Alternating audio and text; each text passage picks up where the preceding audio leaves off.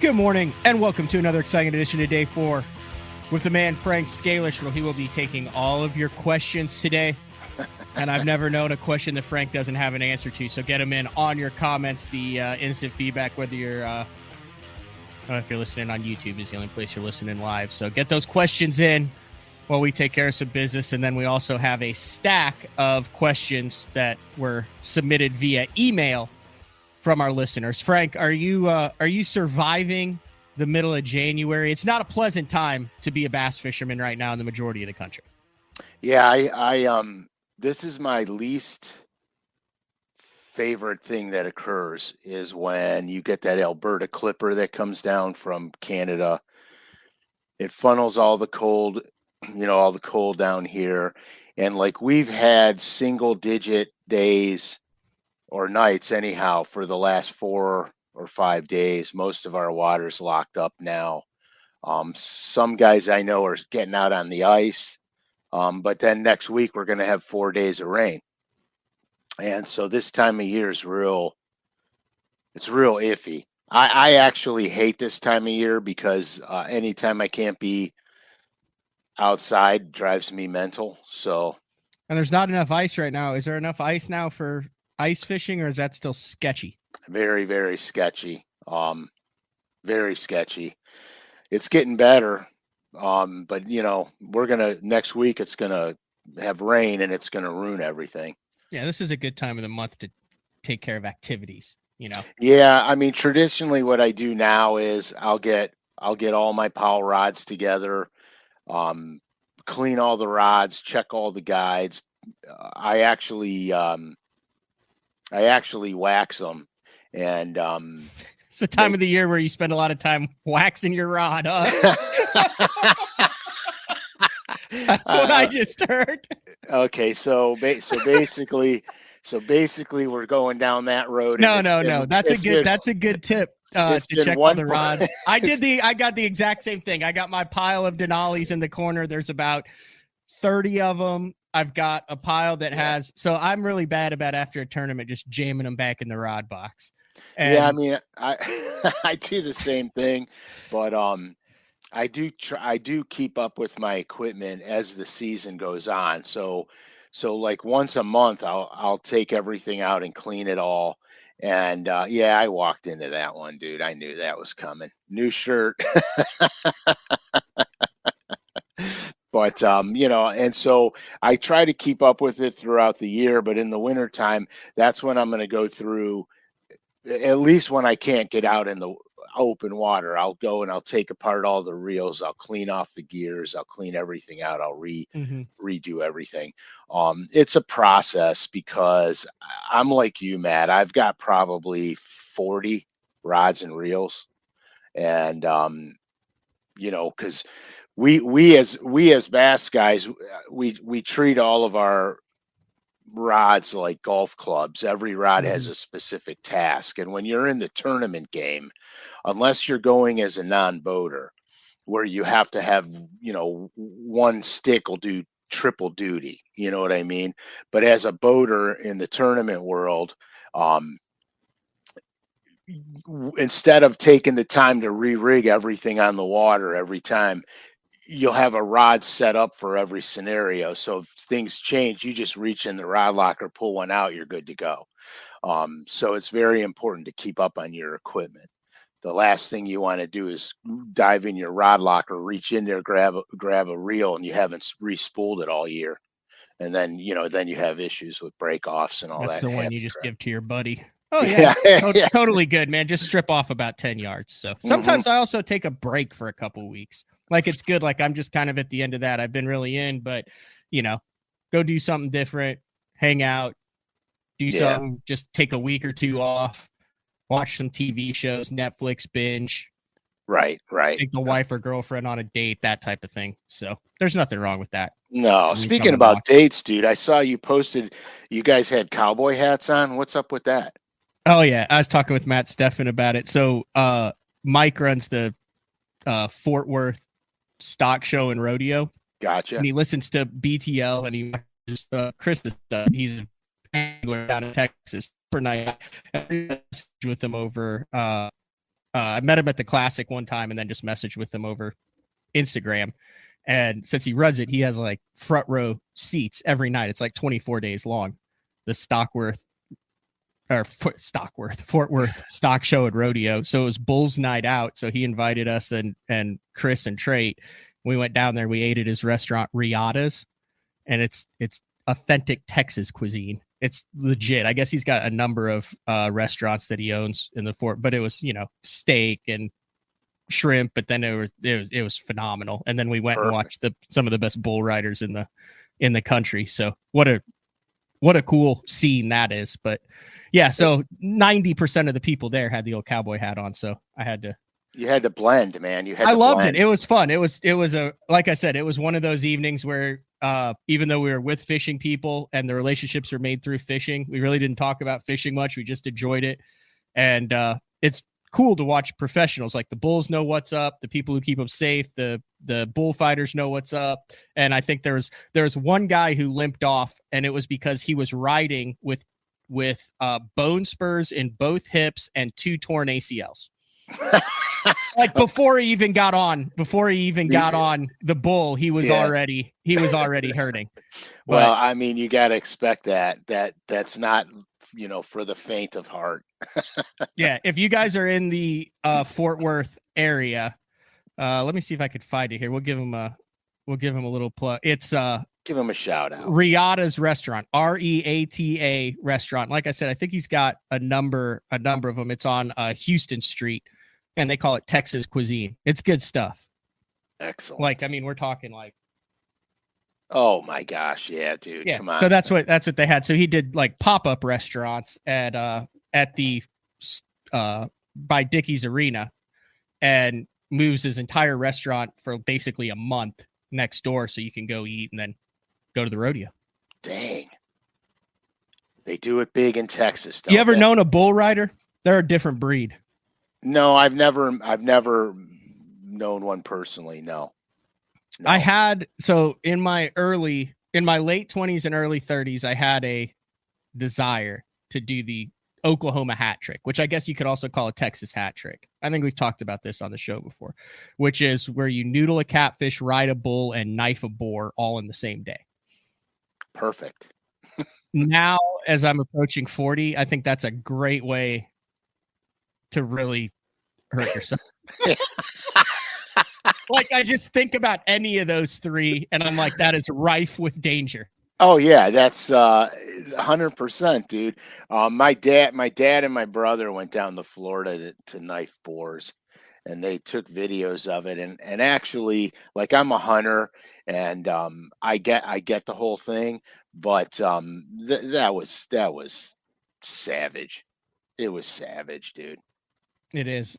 Speaking of something else that is savage, I was perusing the lurenet.com website, and the front page has some colors that look strikingly familiar to something that you might have your hands all over. Is that we haven't talked about this hopefully I'm not leading you down a wrong path.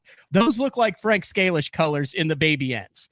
Yeah, they actually are. They're in the deep baby end and the middle end. I have 3 limited edition crawdad colors that I did.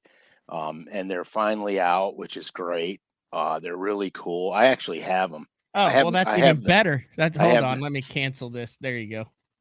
I mean, so this is the deep here. I'll just pull a different color in the deep baby end. So this is the deep baby end here.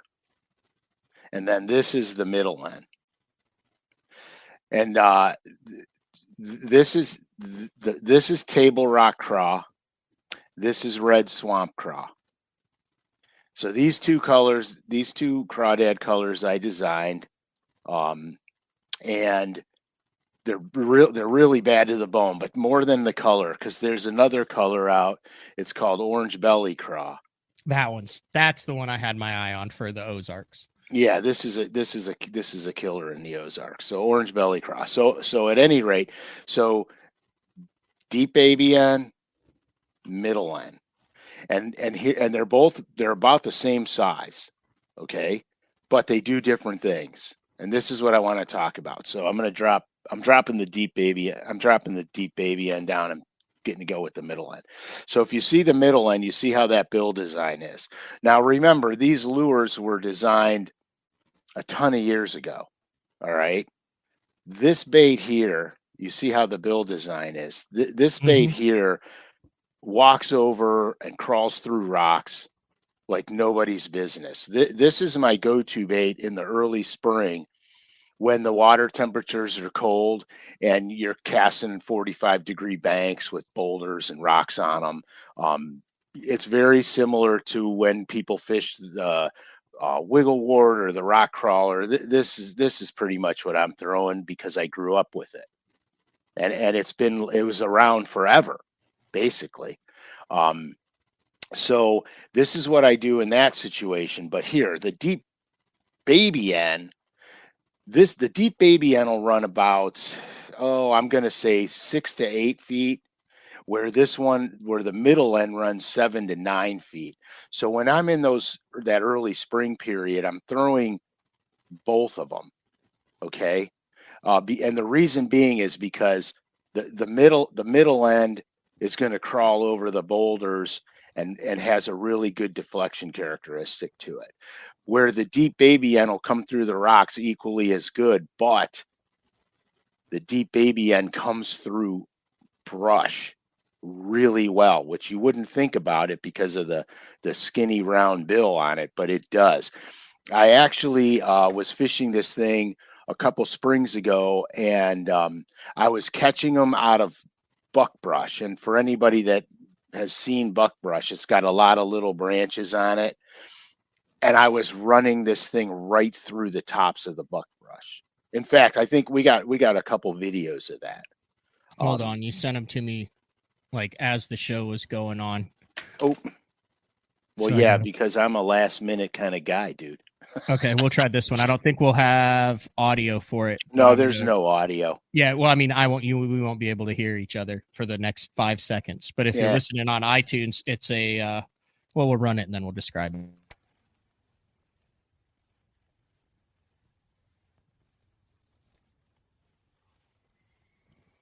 There's one. That's the deep baby end. Yeah, that's the deep baby end. So you see, you would never ever in a million years think you're going to get this bait through that stuff. You want me to run the other one?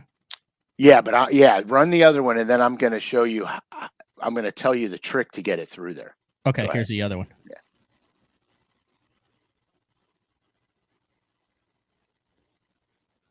Coming through there like a hot knife through butter. Right. I mean, so here's the whole key. When you're fishing this thing through the brush tops, okay, you just keep it moving. You don't speed it up. Don't snap it through. Just keep it moving. So it's almost like you're fishing a biffle bug. Right, exactly. So if you see the first video we played, how the rod line was loading up because it was coming through and over a branch deeper than we could get the camera visibility, and then all of a sudden it just walks around and comes right through it. That's the whole trick. But that's why I throw these two baits in conjunction with each other, because you when you're going down a bank, if you see a blowdown, this is the one you're going to want to put through the blowdown. And when you're fishing the chunk rock, you're going to throw the deep middle end.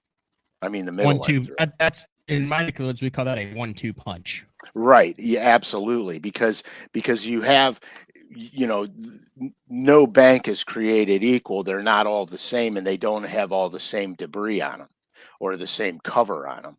And so you may be running down a rock bank and there's going to be a blowdown. There's going to be a couple of stumps. There might be a buckbrush on the shallow side. So that's red swamp craw. And then that is table rock craw, and that's orange belly craw. Both of the shapes, or both of the middle and the deep, same colors. Mm-hmm. Same colors. And the cool thing about it is there's color extensions in both of them too.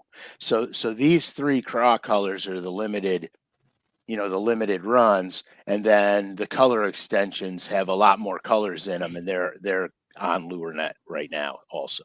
849 currently in stock on lurenet.com. Are these these are limited. Yes, the craw colors are limited. The ones that are in the color extensions, there's quite a few of them, so you'll be able to get them. Okay. And then I know that we had done a show. Oh, and you know what else? The Speed End Junior has a color extension in it also. Is that up here yet? It may be. It may be. The Speed I know End how much they like when you release things that aren't released yet. Yeah.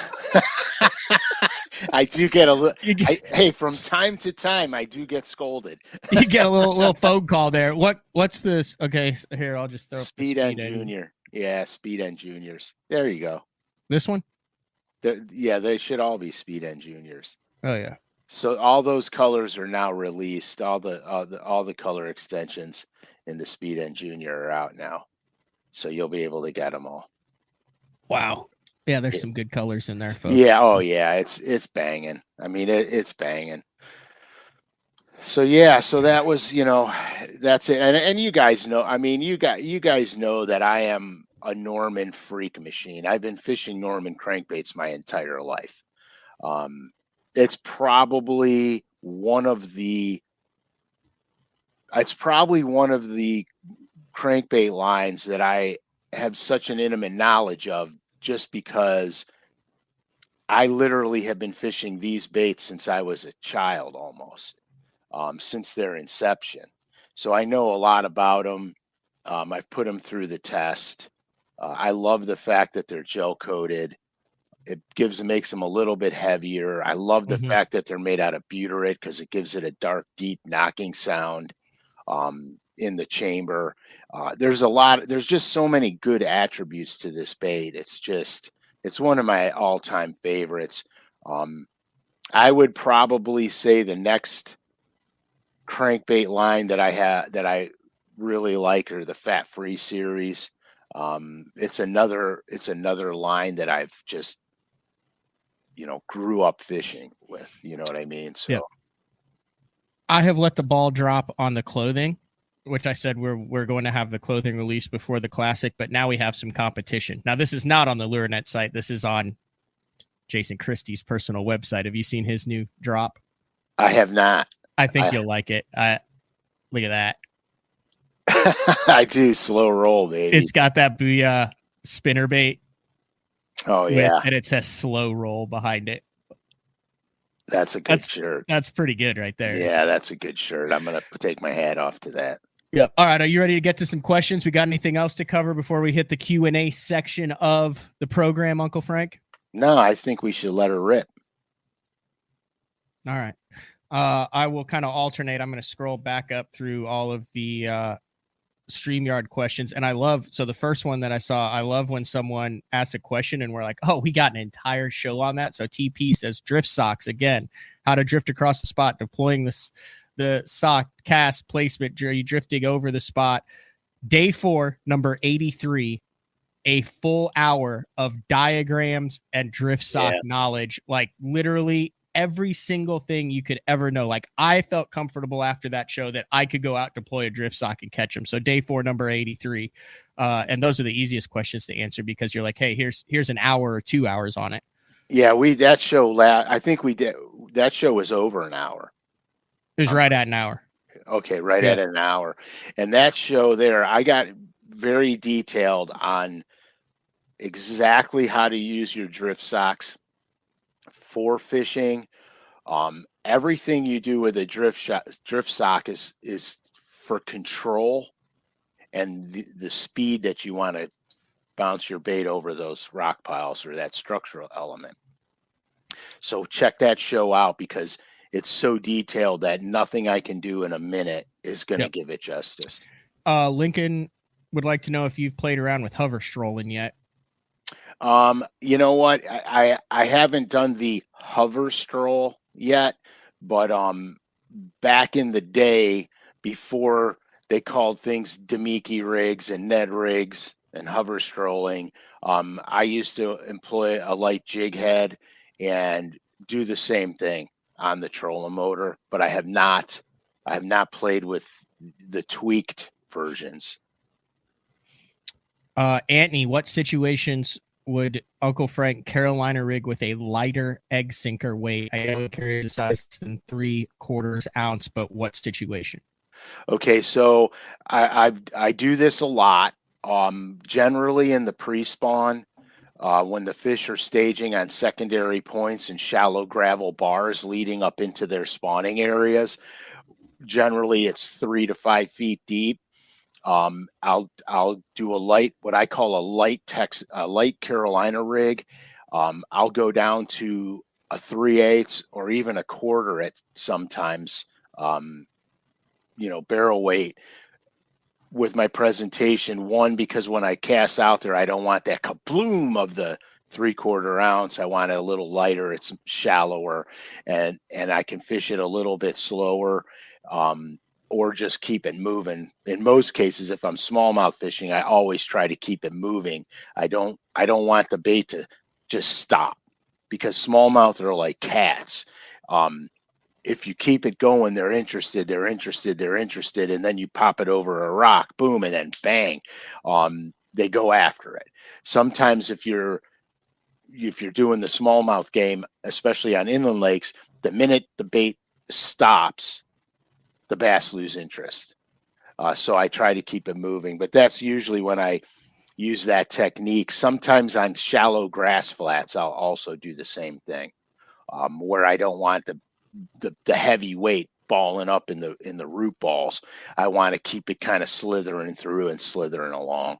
But those are about the only two real situations that I lean on that lighter weight. Most of the time, if I'm structure fishing, I'm on the 3/4. Mark coming in with an email question that he sent to matt@basson.com. He said, has Frank ever done a show on tail spinners, old school Little Georges, or the current ones, like the Jackal Daracoop? If not, maybe a topic. There's little info out there, but not a heck of a lot. I've been fishing them for 45 years, and it's just one of those baits that seems to fly under the radar. I'd like to hear some pros talk about them. Thanks again. Mark with a C in Wisconsin. Yeah, the Little George is the one I threw first because it was out first. And being a structure fisherman, I had to get on that game. Basically, I fish it just like I would fish a blade bait, to be honest with you. And I know you can throw them at schooling fish and burn it through the schools, because you can cast them a mile. So when you're running the birds, you can get close enough for the cast without pushing the fish down. But for the most part, it's a structure fishing tool. I don't think people do shows on it because it's not sexy. I mean, it's just down and dirty. You're getting it down there, you're banging it on the bottom, you're lifting, you're dropping, you're slowly swimming it. The most success I've had with it is I just keep the bait banging along, lift it up, yo-yo it down, bang along, lift up, yo-yo it down. That's pretty much how I fished the thing. I would honestly, because I have not done it, obviously, I would like to see it on live scope. I'd like to see pretty savage. Yeah, I'd like to see how the bass are reacting to that, and then you can adjust your weight to keep it above them. You know what I mean? I'd like to see how they react. In my opinion, you could even throw like a little slab spoon in there, but a tail spinner bite when you're pumping it off the bottom and letting it fall and pumping it is the most underrated bite in bass fishing. Oh yeah. Everyone wants to talk about top water. Everyone wants to talk about a jig and dunk or punching, but it's typically cold. They typically hit it either at the top of your stroke or as it's free falling. It is then chaos to get caught back up. It's a dunk. I mean, it's a slack line. It is one of the coolest bites, and you're always in a bad position when they bite.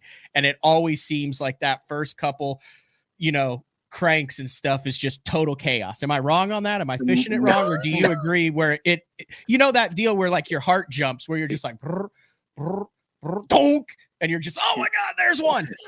Yeah, it is. It's mayhem because you're 100% right. 90% of the bites come on the top or as it's falling. And if it's at the top, you're already way up here. And so you don't have a lot of room to go. So you got to pick slack up like a wild man while you're driving into them.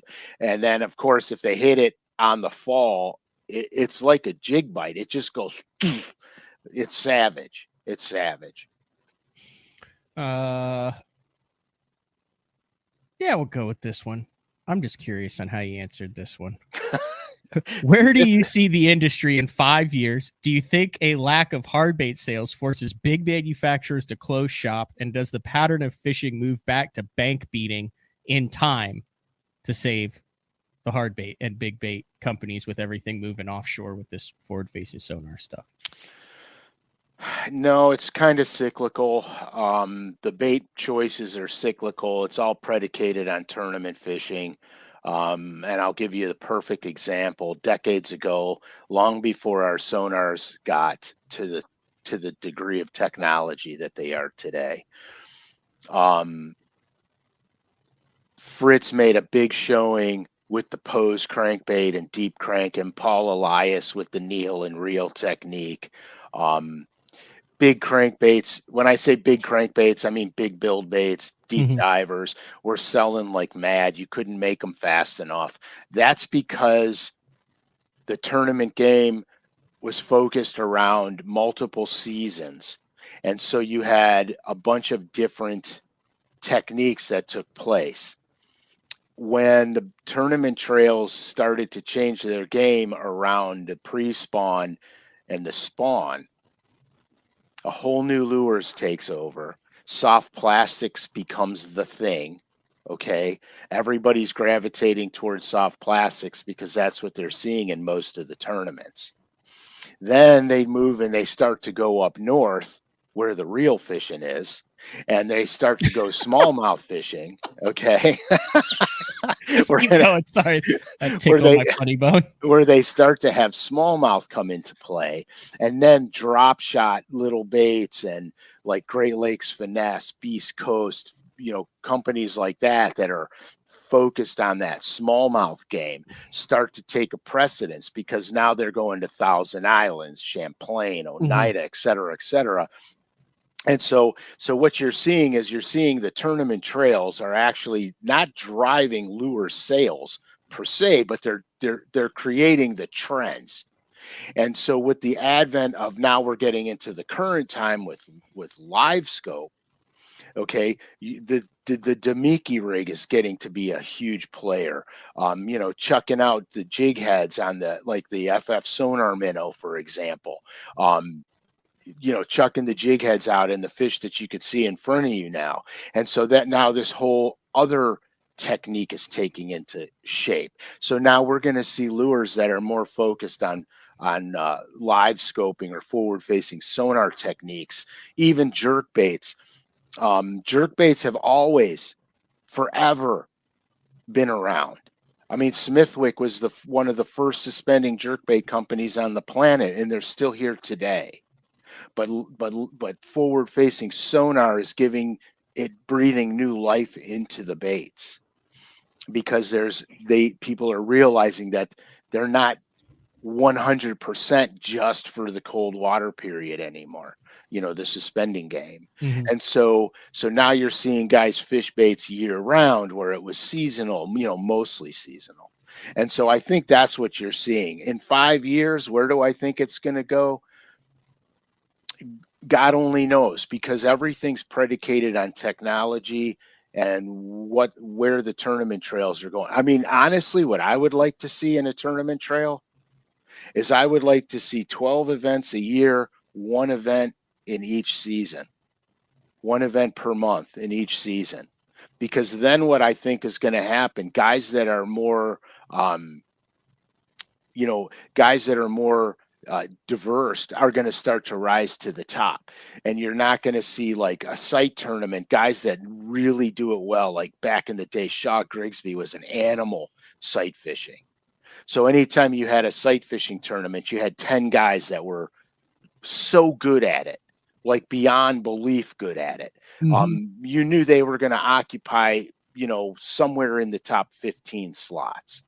And the same thing with the forward facing sonar game. There's certain guys that are just so dialed into it that for the most part, because it's still fishing, but for the most part, those guys are going to be dialed in and those guys are going to occupy the top spots. So if the tournament trails would go through every single season of the year, well-rounded anglers, guys that really have the knowledge of fishing throughout the year, you'll see things start to change up on the leaderboard a little I bit. think you're seeing that. You see that in the opens a lot because, I mean, we start out in Florida in a week, but then we end on Hartwell in October. Yes. Then we go from Florida to Washita in the middle of Arkansas. We get a spawn event in Alabama. We get a summer event in Oklahoma. We get a northern event in Minnesota and on St. Clair. And then we get a fall event on the Mississippi River and a spotted bass event on Hartwell. That's a pretty well-rounded schedule with 9 events spread across 7 months. Actually, I like it a lot. Yeah. Which leads to the next question. It says, is Uncle Frank getting ready for his first EQ? Ronnie wanted to know. Just a scheduling deal. It just did not set up to the way you would like it. I feel like, speaking for you, the dream is still there. In the next couple of years, should one of the schedules be in your wheelhouse, you're still heavily considering it, just not this year, because it's a long way to go for those northern EQs to go to Leech and Wisconsin and all that stuff. Yeah, I mean, you know what? I'm at the state, like, my competitive nature is brutal, and I have the mental battle all the time. Like, we talk about tournaments, we talk about, because this is a bass fishing show, so we talk about this stuff. And there's events that take place that I'm like, oh my God, I wish I was at that one. And there's events that take place and go, thank God I'm not on that one. But unfortunately, I've been at those. Yeah, exactly. Exactly. But, I mean, I have this burning desire to do it, but you guys got to realize something. I did it for 11 or 12 straight years. And my life's moving in a different path because it's hard to do this stuff. Yep. And the videos and then compete because now I'm starting to get spread out. So I like the idea of 3 tournament venue in the opens because it's only 3 events and it's manageable. But then I'm the kind of guy that, am I happy with 3 events? You know what I mean? Because then I want to fish more. And the more I tournament fish, the more I want to tournament fish, and it takes a lot of my focus away from other things. So it's selfishly, I just want to see you in one more classic and get a whole day 4 Uncle Frank section up there. And I want to see you roll in a 2012 Legend that's wrapped, but it's wrapped in like one of the color designs that you've created. Like, could you imagine one like an Ozark craw wrap on your that would be awesome. I have a deep desire for another classic. I think I think it's setting up to something weird. Like, I mean, we've got the whole show thing. We didn't expect it to take off where it's taken off. Like, weird stuff happens. Derek is like 1/4 ounce. I'm assuming, is that how much the little deep baby N weighs? You can, I don't have one problem casting the deep baby N. No, I think I'm not 100% sure. What do you throw your lighter, smaller baits on? Like the deep baby N, the tiny stuff. He said, how do you throw light cranks? It's real easy. I use Powell 725.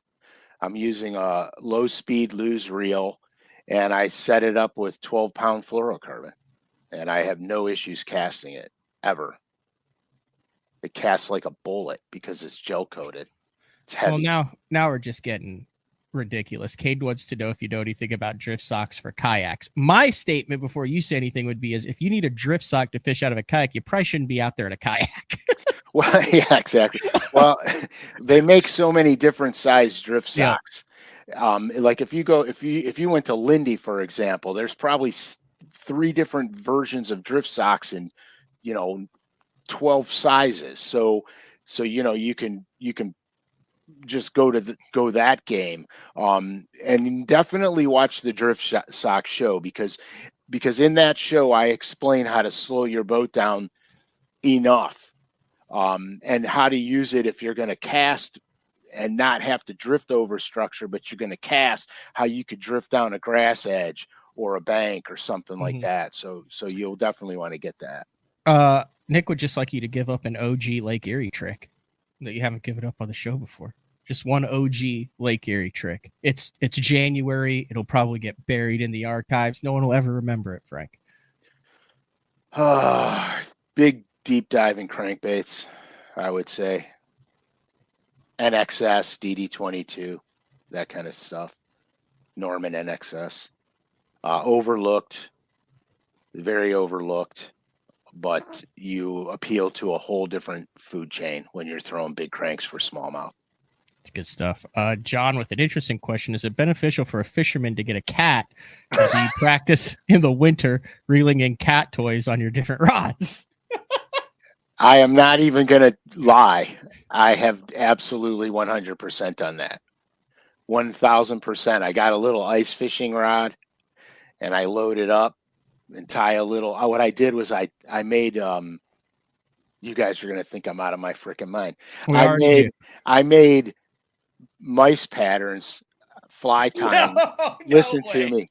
I made mice patterns and I use zonker strips, rabbit fur, and I make them look just like mice. And I got leather and I cut little ears out, tie the ears on and everything. And so I made these cat toys. And of course, I'm like, oh, well, I'm just going to sit in the chair with a beer and I'm going to cast the toy out and reel it in and let the cats go ballistic. So that's how it started. And then, of course, my daughter's, comes back from California with her cat and she's like, oh, my cat loves those little mice. Could you make her some? So I tied her a bunch. No hook, obviously. Oh, yeah, no hook. No, big number 2 gummy. They catch that mouse one time and you got them. I know that it's obvious, but I just making sure. Yeah. So yeah, I've done it. Can we get a lure net video on that, please? The art of catfishing. All right, back to that. I'm glad you asked that. I was not expecting such a detailed answer. Remy, sweetie, where do you find bait in the winter when you can't find the birds? Both seem to disappear for me on Gunnersville. Oh gosh. Okay. So here's the deal. When you launch out of your ramp that you're launching out of, the first thing I do is I have my 2D sonar on or side imaging, and I'm idling out to the main lake. I'm always, when I do this, I always go to the first river channel in the creek if the launch ramp's in the creek, on the main lake if the launch ramp's on the main lake. I go to that river channel and as I'm idling around, I start to look for bait on my side imaging or 2D sonar. The minute I see the bait ball, the first thing I do is how deep is that bait ball? So let's say I idle off the ramp, the channel drops down to 28 feet and the bait ball's in 12 or 15 feet. Now I know that I got to focus in that depth range. And then what I'll do is I'll look for my structural elements, secondary creek channels, et cetera, because at Gunnersville, a lot of the grass dies back in the winter, but it doesn't go away. So they'll relate to the secondary creek channels that run across the grass flats. They'll pull out of the grass, get in the channel where the bait is. And then if you get a warm day and the bait goes up into the grass, the bass go up with them. There you go. Let's go back to Wally, who sent in an email question. He would like to know your opinion on spray scents. Back in the day, the anise oil and bait fish sprays were popular, along with the garlic sprays coming on a little bit later. Okay, first of all, I can't stand garlic spray. Aren't you Italian? Yeah, I am. I hate that fake garlicky smell. It doesn't come out of your clothes or anything. I don't want it near me. I hate it. And I have seen where smallmouth will reject garlic. What? Yeah. Get out of here. Yeah, anise. I used to make my own fish formula with anise oil, mineral oil, and blackberry. And used to believe it was like the deal. I'm a scent guy in impregnated plastic. Not so much spray. Not so much a spray on. Okay, there you go. And then he also asked, I'm assuming this is for me, he said, which Denali spinning rod is your go-to for drop shot, Ned, shaky, etc.? There's not a discount code with Denali that I know of this year. I can check and see if there is, but that would be the Lithium Pro. I'll use two, but if I had to just pick one, it'd be a Lithium Pro 7-foot 4-inch medium heavy. It is a great all-around rod.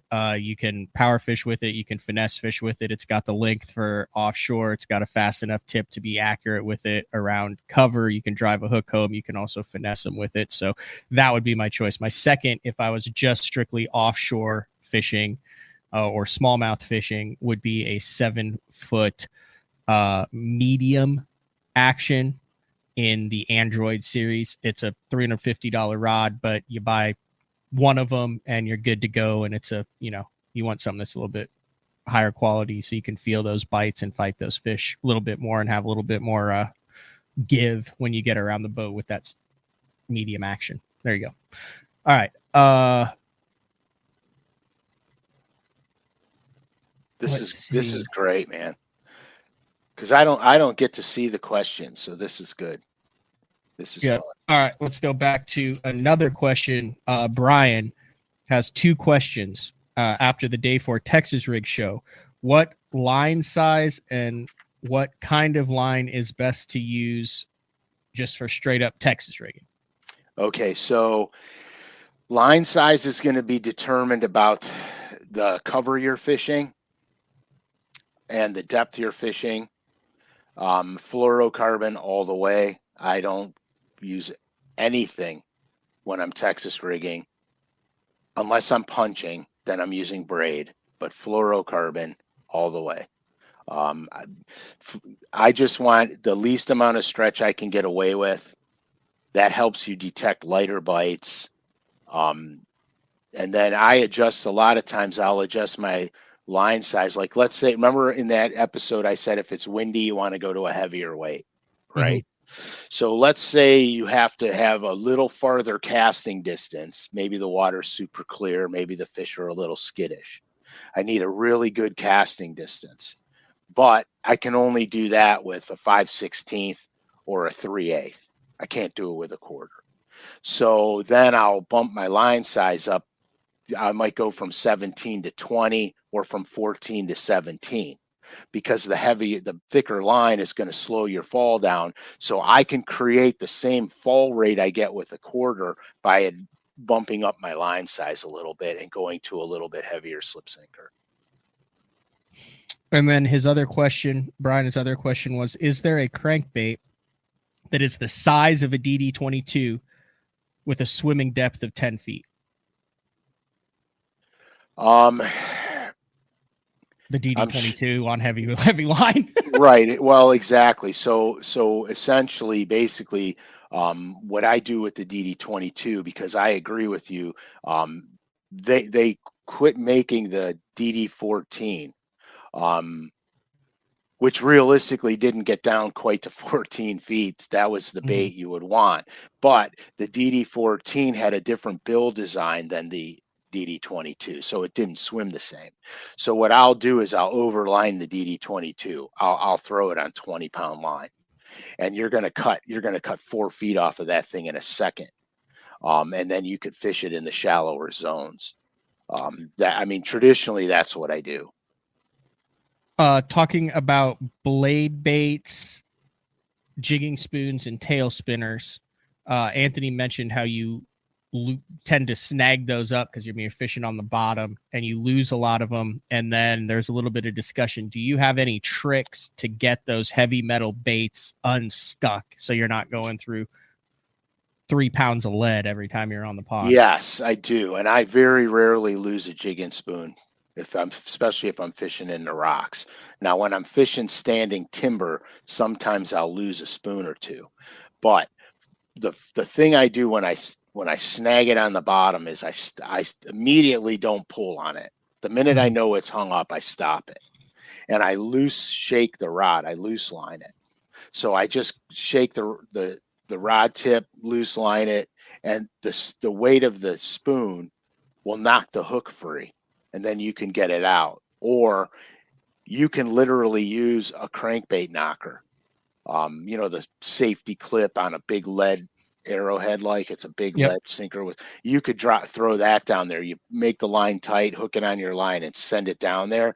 And then when you feel it go doom and it hits it, you do the same thing. You slack line it a couple of times and it could help dislodge it. That's what I'll do in standing timber. But if I'm on the rocks, I almost always get mine. The big trick there is, here, I'll just do this real quick. I'm just going to draw the top part of the spoon. I'm going to have I'm drawing a split ring on it now, and I'm drawing my crane swivel on it now. And so here we go. Okay. So here's what I got.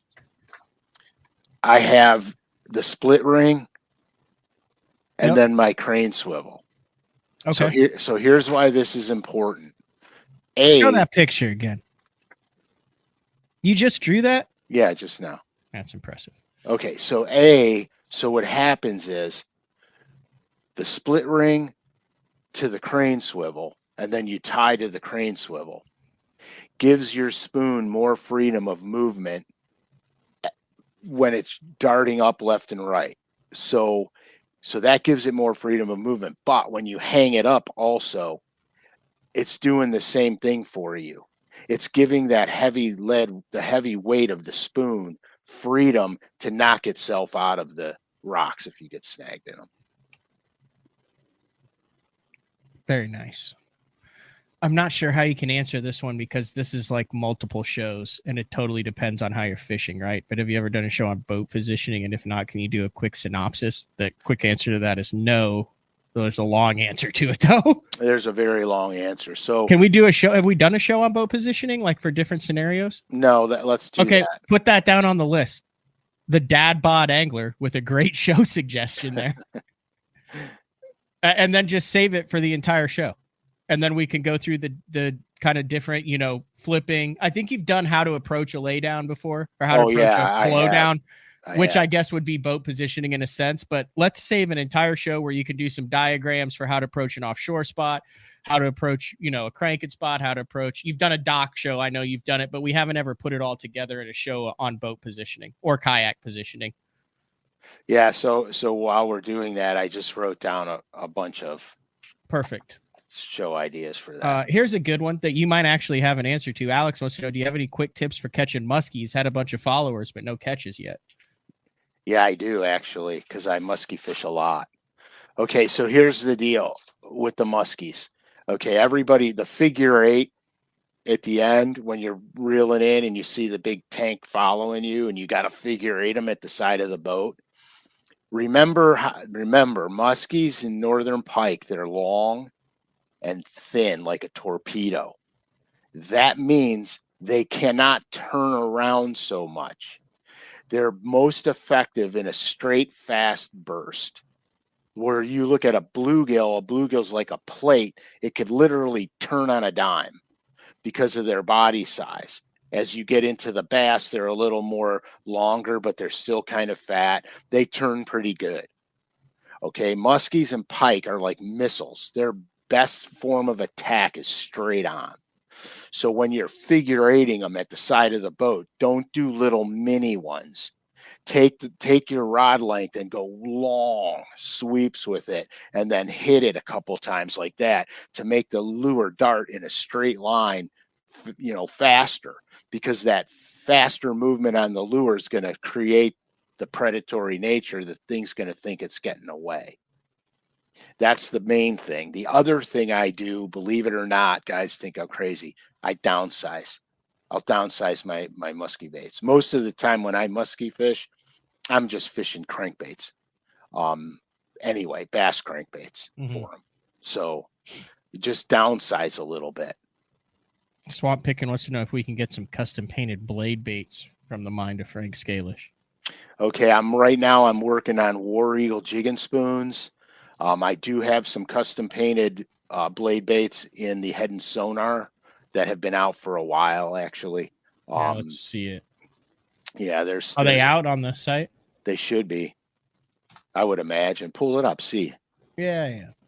Head and Sonar. Oh yeah, you've shown these before. Yeah. Is that one of them? That's one of them. I think that's one of them. That's my favorite one of them. That's one of them. That's one. The one in front of that's one too. Yeah, there's some. You locked up for a second, so we'll have to wait till you come back to it. There you go. That's another one of my favorite ones right there. That's got a little gold purple in it, smoky back. That's a very awesome bait right there. So yeah, already there. There you go. Head and Sonar, but you are working towards a little bit. We're there, man.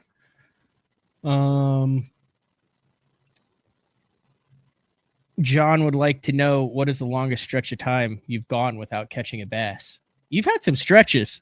Yeah, I would say from now until the ice leaves the lake. It's the longest stretch. I've had times where it's been well over an hour and a half before I got a bite. I wonder if he meant like on a day or if he meant like a season of your life. Like, did you ever just hang it up for a year? Never. I can't hang it up. It's how I live. Okay. And then on the water? On the water, I've gone without a bite for a couple of hours, actually. Dude, no, there's no way. There's had to have been days where you didn't get a single bite. I've gone 3 days of official practice where I never got a damn bite. No, you're 100% right. I've had days where I caught one fish all freaking day long. Those are like in Florida. I went to Florida. We had 19-degree weather for 3 days in a row. I didn't catch a bass in 2 days. For 2 days. Found places they should be, but the cold front was so massive in Florida, they wouldn't touch nothing. Went back there in the tournament, even though I didn't catch anything in practice. Went back there in the tournament and came out of it with a check. Even though you're not getting bit, you're still better be learning stuff. Yeah. You know what I mean? But hell, dude, I fished a BFL in 2013 on Grand. Massive cold front, had been warm, but we were on the back end of the cold front, so we got the shad kill down lake. And it was like a confetti shad kill to where you could go to any dock, and the water looked fantastic. It was just 39 degrees. And you could go to any dock, any part of the lake, look down, and it just looked like glitter. So there was absolutely no reason to catch him. I practiced for 4 days. The air temperature was 30 degrees for the high, down into the teens at night. And I had one bite in 4 days on a wiggle wart. And when I went back to start the tournament there, it was frozen where I caught that fish.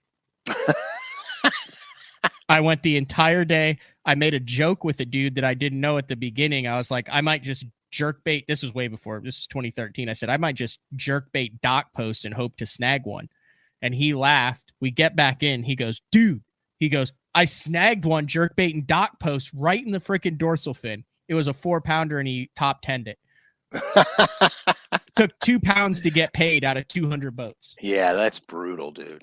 That's brutal. Here's a good question. Pete would like to know, he knows we need to do an on the water live with Frank. We got the lake, we got the fishery. When Frank comes to visit, we're going to go live next time, weather permitting. Yeah, we're going to try it out and see, it's about, reception too. I mean, we have to be able to get the show.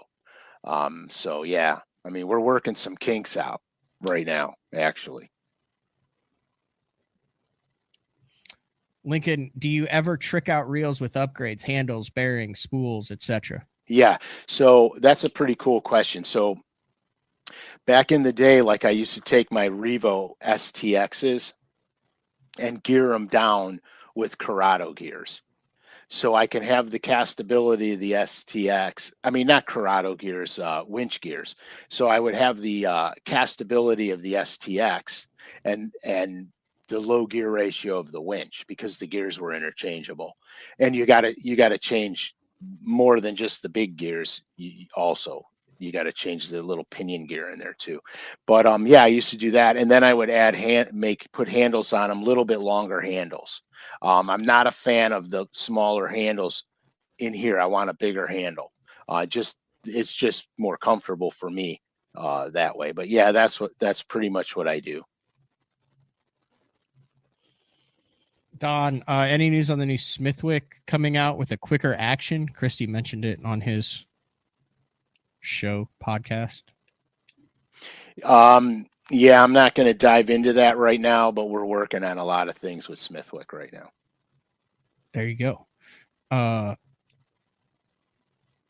Do you roll around with 25 rods in the box?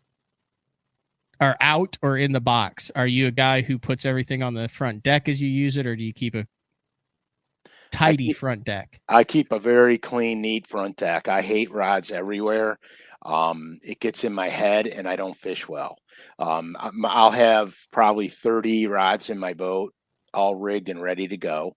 And then I'll have probably 4 or 5 rods on my deck. As I start to narrow down the pattern, rods go in, other rods come out. It's the best cold front bait. Oh, wow. The best cold front bait. That's tricky because it really depends on where you're fishing and what the makeup of the lake is. Jerk baits and crankbaits, I really like. I like jigs. Flipping is really good if you're on grass lakes. So it just depends. There's a lot of legs to that question. There's a lot of legs to that question. When, if at all, do you use a loop knot? Okay, the loop knot, I use Demiki rigging all the time. I don't employ loop knots all that much because I'm using a Norman speed clip, which gives the lure a lot of freedom of movement. So the loop knot's not critical. But obviously, you're not going to use a Norman speed clip on a Demiki rig.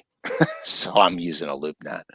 Here's a question about crankbait rod length when you're deep cranking. Talk a little bit about that, and then Andy wants to know: am I giving up any depth throwing up my big plugs on a 7.3? Yeah, you are. Here's the deal. Okay, I traditionally, everybody knows I use power rods, but I'm cranking with deep cranking offshore. I'm throwing a 7.5 foot endurance or a 7.11.6 endurance, and we're just coming out with a new naked series, 2 new naked series cranking sticks that are going to be pushing that 8 foot range, which I absolutely love. And here's why you lose depth. Deep cranking offshore, depth comes on your length of cast. To get the maximum depth out of your crankbait, 2 things need to occur. You need a long cast to get it down to depth, and it has to be tuned perfectly. Because if you're any moving bait, like a jerk bait, crankbait, they have to be tuned perfectly to get maximum depth out of them. If the bait runs a little bit to one side or a little tiny bit to the other side, okay, think of it like zeroing in a rifle. Like if you're zeroing in at 50 yards and you're like, oh, I'm only a quarter of an inch off. Well, how far off are you at 200 yards? It becomes monumental. So if your bait's not tuned, it's going to run at an angle sideways, and it's never going to achieve depth. So the length of the rod is critical. Like I'm using a 7.2, 7.25 for short range target casting with square bills, because the square bill is going to dive down to 4 or 5 feet on a shorter cast, and I need to be accurate. So that's when I'm going to the short rod. But anything offshore, 7.5 foot or better is what I want. All right. So day 4, number 130, and you can just either go to the day 4 index or just YouTube or Google these in YouTube. Day 4 130 is all about the DD22. Day 4 number 78 is all about bomber deep diving crankbaits, and BTL number 74 is all about deep offshore cranking. Combine those three, there's 4 hours. Yeah, and a lot of really good information on getting that bait down to depth. Yeah. All right. Let me see. Besides the FFS minnow, anything coming down the pipe from LureNet for forward-facing sonar inspired baits? I can just tell you that we're always working on stuff over there. There's a lot of things I sometimes I want to pre-divulge, and I was learned that one. You don't want to do that. Yeah, I can't. The only thing I can tell you is we're always working on stuff. I can't get into too many details. All right, here's a good question about the blade baits. They have that weird double hook in them. Some of them. Do you always change that to a treble hook? Grimy Fishing wants to know: are there any other good replaceable double hooks? Trebles make me lose blade baits in the river. Is that just a necessary evil then, or? Yeah, it is. I'm not a fan of the double hook. I will replace the hooks. Even if my blade baits come with the hook that's split in the middle, you know how the treble hook's got a split in it. I take those off. I put little split rings on it, and I put hooks on a split ring. It gives me the ability to shake the lure free when it snags up, and I can get most of them back. The other thing I never do is I never use a 2x strong treble hook on a blade bait. Bend it out. Because you could bend it out. I don't traditionally, like on the Great Lakes, okay, for example, I throw my blade baits on 17-pound fluoro, and I always throw 3/4 ounce blade baits. So I have the same fall rate as a half, but I got good line on it. And if I have to, I can straighten a hook out if I snag it and I can't retrieve it. Mm-hmm. On the river systems and inland, that's when I go to lighter line. But then I'm going to a lighter blade bait. I'll go to 3/4. I'll go to a 3/16 or a 1/4 ounce blade bait. Really light. Keeping it light so I can feather it over stuff.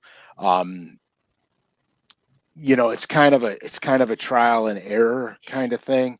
But I always put split rings on it so I can change hooks out fast, and I don't have to have specialty hooks for it. But I don't know, the two hook system, it's just not in my wheelhouse. I just don't. Explain the difference real quick between trolling depth and casting depth. Okay, so trolling depth, you can achieve way more depth trolling a crankbait because you can let way more line out, and you're moving it for such a great distance. It's diving much deeper. Casting depth is what you can get it down to on a normal cast.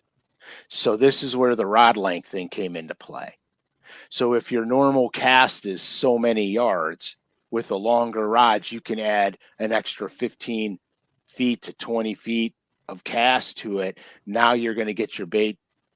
A, you're going to get the bait deeper, and B, you're going to be able to keep it deeper longer. So that's the deal with the length of rod. But the trolling depth is, when we go out, when Frankie and I would go out to Lake Erie and troll for walleyes, all we troll is Norman NXSs, Norman DD22s, and Norman deep little ends. And with 12-pound fluorocarbon, I can get a deep little end down to 22 feet where I'm ticking the bottom. So you're never going to get a deep little end that down on a cast. Mm-hmm. You got anything else? No. We're an hour in here. This was a good show. We had some new colors that dropped. We had a steady stream of very intelligent questions today. Yeah, I really dig the question and answer stuff. Yeah, Drunkwood had one that I didn't ask about. Would you rather have a year as the massage oil guy on the Hawaiian Tropics bus or an 8-pound smallmouth?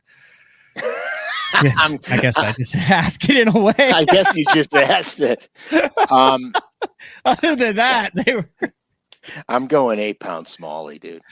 Yeah, I think I would. Smallie. I think I would probably go 8-pound smallie. You can always get a girl, but you can't always get an 8-pound smallmouth.